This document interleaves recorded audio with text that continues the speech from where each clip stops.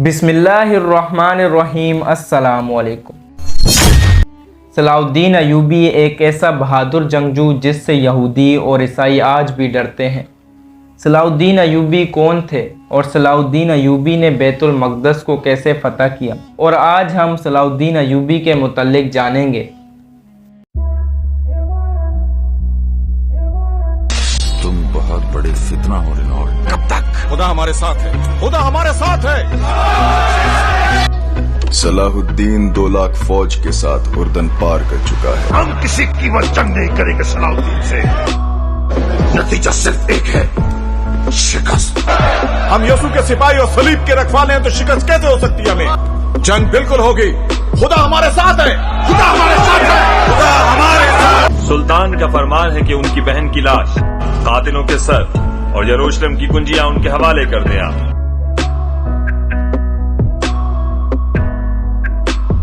हम मुसलमानों की मौत है।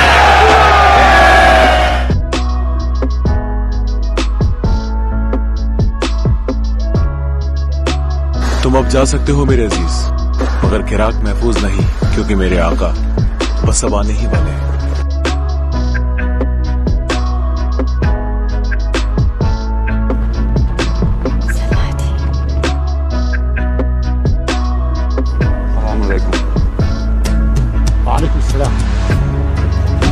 कसम है, इस शहर को लेने की हसरत ही तुम्हारी आखिरी हसरत होगी।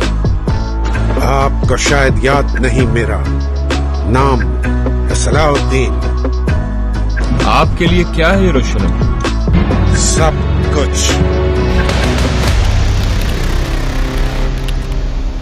किसी ज़माने में बोहताद में एक माहिर बराई रहता था।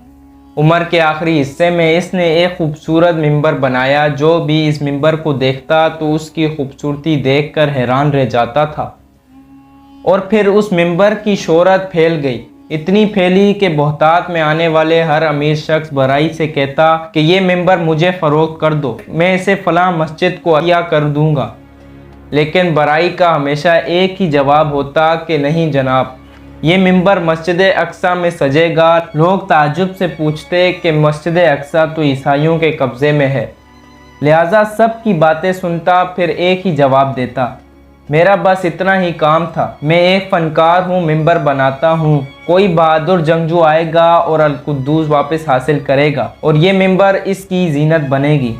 मिंबर की कहानी शहर में बच्चे बच्चे की ज़बान पर आ चुकी थी। फिर ये कहानी 7 से 8 साल के बच्चे ने सुनी, मगर वो मिंबर की खूबसूरती से ज़्यादा इसके बनाने वाले के जज्बे से मुतासिर हुआ, और फिर 40 बरस बाद वो मिंबर इसी बहादुर के हाथों से मस्जिद अक्सा में नस्ब किया गया, जिसे लोग आज सलाहुद्दीन अय्यूबी के नाम से जानते हैं। सलाहुद्दीन अय्यूबी की पैदाइश सन 1138 ईस्वी में कब्रिस्तान में हुई। आपके वालिद का नाम नजमुद्दीन अय्यूबी था, जो कबीले तकरीब के हाकिम थे। सलाहुद्दीन अय्यूबी का बचपन और जवानी की इब्तदाई दौर दमिश्क में गुजरा। आपने दमिश्क के मदरसे में तालीम हासिल की। 25 साल की उम्र तक सलाहुद्दीन अय्यूबी ने गुमनामी मगर पाकीज़ा और बेदाग ज़िंदगी गुजारी। इब्तदा में सलाहुद्दीन सल्तनत नूरुद्दीन के यहाँ एक फ़ौजी अफसर थे। सलाहुद्दीन मिस्र को फतह करने वाली फ़ौज का हिस्सा थे। इस फ़ौज के सिपा सलार आपके चचा थे। मिस्र फतह हो जाने के बाद सलाहुद्दीन मिस्र के हाकिम मुकर्रर कर दिए गए, और उन्होंने यमन भी फतह कर दिया।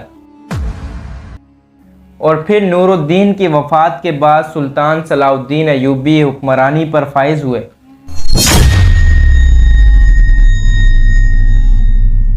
सलाहुद्दीन की ज़िंदगी का मकसद अव्वल यही था कि बैतुल मक़दस को ईसाइयों से आज़ाद कर लिया जाए।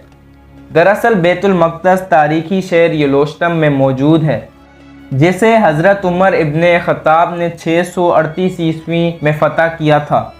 इसके बाद से यरूशलेम इस्लामी सल्तनत में शामिल हो गया। इस्लामी सल्तनत रोज़ ब रोज़ मजबूत होती चली गई, लेकिन मुसलमान खलीफा ने तमाम मजहबों के मानने वालों को बैतुल मुक़द्दस में आकर तवाफ़ और ज़ियारत करने की इजाज़त दे रखी थी, और ये भी ऐलान किया गया था कि अगर यहूदी यरूशलेम में कुछ दिन क़याम करना चाहें तो इसकी भी इन्हें इजाज़त है। लिहाजा उन्होंने बैतुल मुक़द्दस में गाना बजाना और रक़्स करना शुरू कर दिया।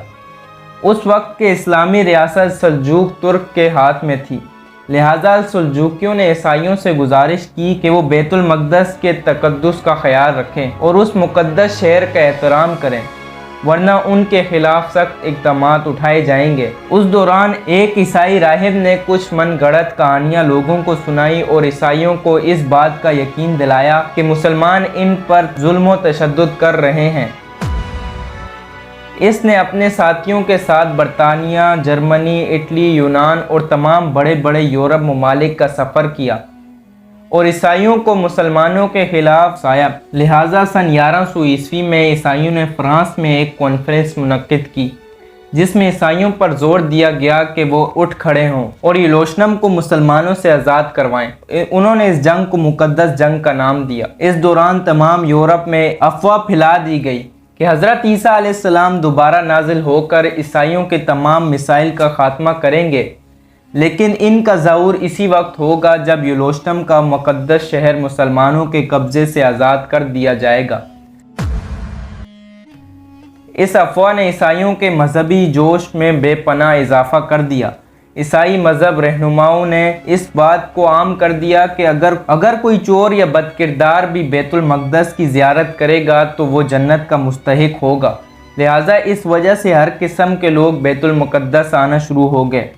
इस जंग में 10 लाख सलीबियों ने हिस्सा लिया। लिहाजा सलीबी फ़ौज यरूशलेम की तरफ बढ़ने लगी। ये लोग जिन रियासतों से गुजरते, मज़ीद ईसाई इनसे मिलते और इस तरह इनकी तादाद बढ़ती चली गई।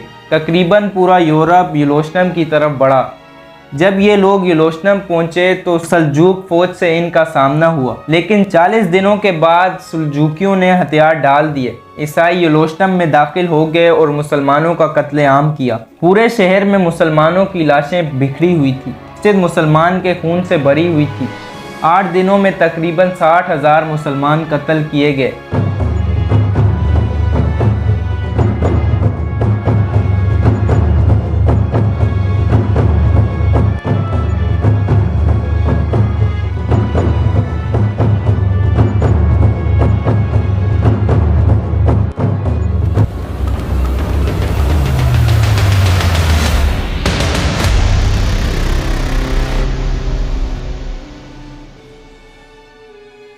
शहर को फतह करने के बाद ईसाइयों ने यह खबर सुनाई कि हमने शहर फतह कर लिया है और हमने मुसलमानों के ऐसा खून बहाया है कि जब हम हज़रत सुलेमान अलैहिस्सलाम की इबादत गाह में दाखिल हुए तो हमारे पाँव मुसलमानों के खून से धंस गए।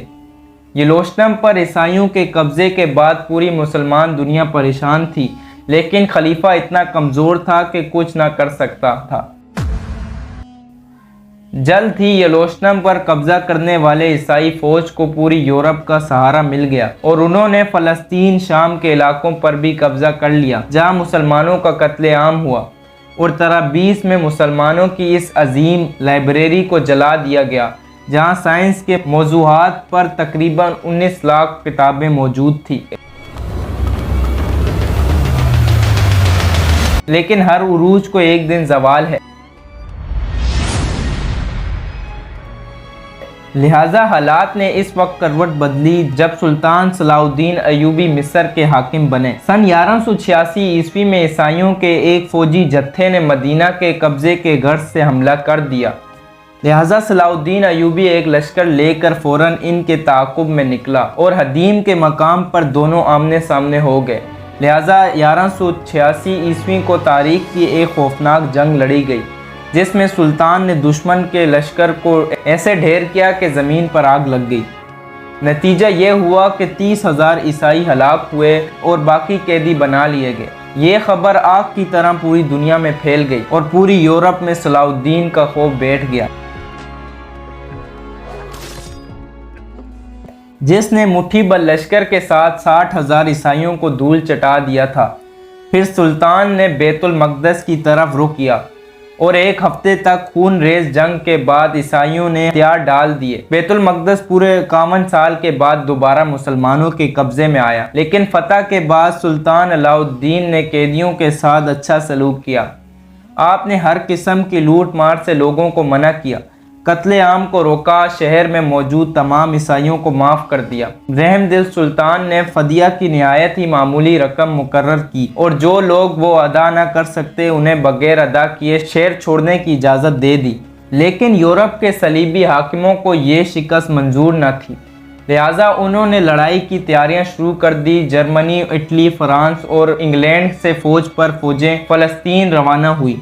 इंग्लैंड का बादशाह रिचर्ड 6 लाख फौज लेकर फ़लस्तीन पहुंच गया। मसीह दुनिया ने इससे पहले ऐसी फौज कभी फराम न की थी। सलीबियों ने फ़लस्तीन के बंदरगाह इस्लाम का रुख किया, जहां सुल्तान सलाउद्दीन अयूबी से इनका 12 मरतबा मुकाबला हुआ। इस मुकाबले में सुल्तान ने बहादुरी की मिसालें पेश की, लेकिन चूंकि किसी भी मुसलमान हुकूमत या ख़ास करके खलीफा से कोई मदद न पहुंची, लिहाजा सुल्तान को पीछे हटना पड़ा। इस दौरान में सुल्तान ने बैतुल मक़दस की तैयारियां मुकम्मल की, क्योंकि अब सलीबियों का अगला निशाना बैतुल मक़दस था। 1190 ईस्वी में तीसरी सलीबी जंग का आगाज़ हुआ, जिसमें सुल्तान ने मुख्तसिर लश्कर के साथ यूरोप की अजीम फ़ौज का बड़ी जुर्रत से मुकाबला किया।